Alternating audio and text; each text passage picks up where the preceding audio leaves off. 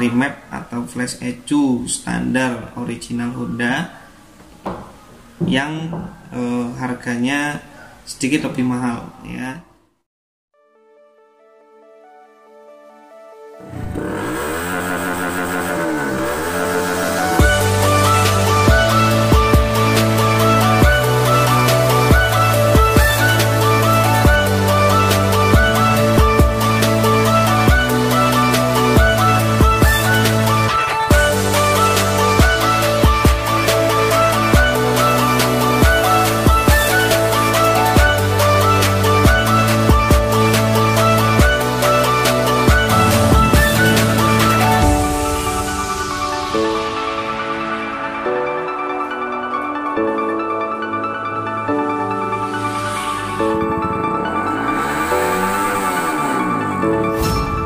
Assalamualaikum warahmatullahi wabarakatuh.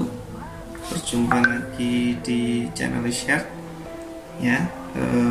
Semoga tetap diberikan kesehatan, kelancaran dalam beraktivitas. Kali ini kita akan sharing mengenai alat remap atau flash ECU standar original Honda yang harganya sedikit lebih mahal ya. Apa saja yang kita dapatkan dengan alat ini nantinya ya. Alat ini dijual seharga 10 juta rupiah ya, dengan lisensi resmi informasinya ya, dan ini sedikit lebih aman ketika kita melakukan proses remap ECU. Nah, langsung saja, apa saja paket yang kita dapatkan dalam pembelian seharga 10 juta rupiah ini ya. Oke, kita lihat. Nah, ini yang kita dapatkan dalam paket 10 juta ya. Oke. Yang pertama yang kita dapatkan dalam pembelian ini adalah USB, konektor USB ya. Hardware-nya sebenarnya ini ya, hardware-nya yang membaca nantinya untuk membaca kode ECU ya, membaca kode ECU, kemudian flash ya. Ini hardware-nya dalam bentuk OBD2 ya, dalam bentuk OBD2. Nah, ini biasanya banyak yang mengira bahwasanya semua yang OBD2 nanti bisa untuk remap ya. Tidak, nanti tergantung dengan driver dan software yang ada di dalam laptop nantinya ya. Ini hardware-nya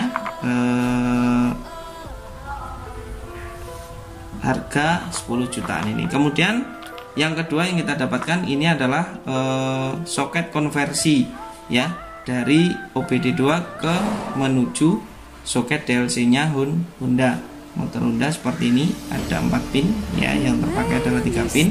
Nah, ini konektor untuk merubah dari OBD2 ke DLC sepeda motor Honda ya.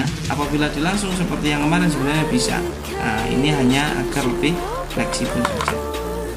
Kemudian selanjutnya yang kita dapatkan di sini, nah ini ada power supply 12 volt ya, yang juga ada bentuk konektor DLC-nya Honda ya. Konektor ini untuk apa? Konektor ini digunakan untuk menyediakan tegangan 12 volt apabila kita melakukan remap ECU di luar sepeda motor atau dalam keadaan ECU sepeda motor terlepas ya. Oke, sudah 1, 2, 3. Kemudian yang keempat, nah di sini ada sambungan-sambungan ya, adaptor kalau kata saya tahu sambungan. Nah, ini untuk digunakan juga untuk melakukan remap ECU atau flash ECU ketika ECU motor dilepas ya, ketika ECU motor itu di luar sepeda motor ya, karena hubungannya dengan ini tadi, dengan adaptor 12 volt, kemudian juga dengan DLC-nya ini ya, dibuat sama seperti ini ya. Ini ke masing-masing soket, kemudian ini nanti ke ECU. Merah ini untuk plus 12 voltnya, hijau ini untuk negatifnya, dan biru ini untuk jalur K line ya, jalur K lainnya untuk remap ECU.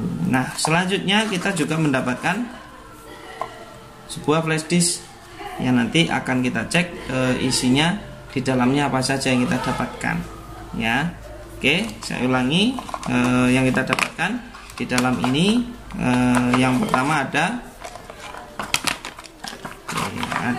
hardware flashnya ya. Ini hardware untuk mengkonekkan dari ECU ke laptop ya, dari ECU ke program flashnya nanti ya, di model dalam bentuk soket OBD2 ya. Kemudian ada soket konversinya dari OBD2 ke DLC model Honda ya. Kemudian ada power supply 12 volt untuk kita melakukan refresh ECU ketika dilepas ya dari motor. Kemudian ada sambungannya juga untuk membantu ketika kita melakukan remap ECU di luar sepeda motor. Dan juga ada flash disk di sini yang nanti yang berisi program ya, kemudian file ECU tentunya. Oke, lanjut kita coba untuk melihat isi dari flash disk ini apa saja yang kita dapatkan di sini.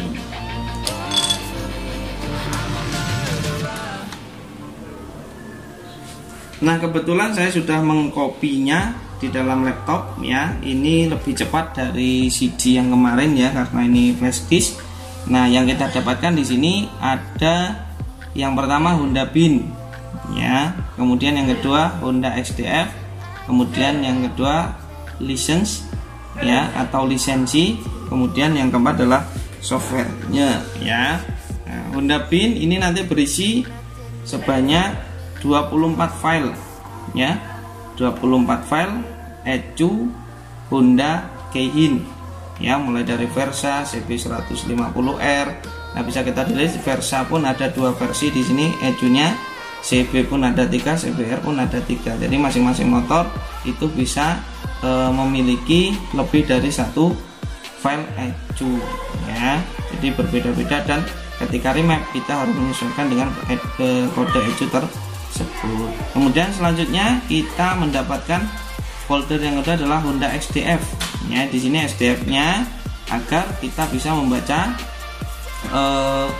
file bin yang sudah ada di folder sebelumnya itu, agar kita bisa mengedit di Tuner Pro. Agar bisa melihat cara ngedit bisa dilihat di link yang ada di atas, coba diklik. Nah, itu cara-caranya.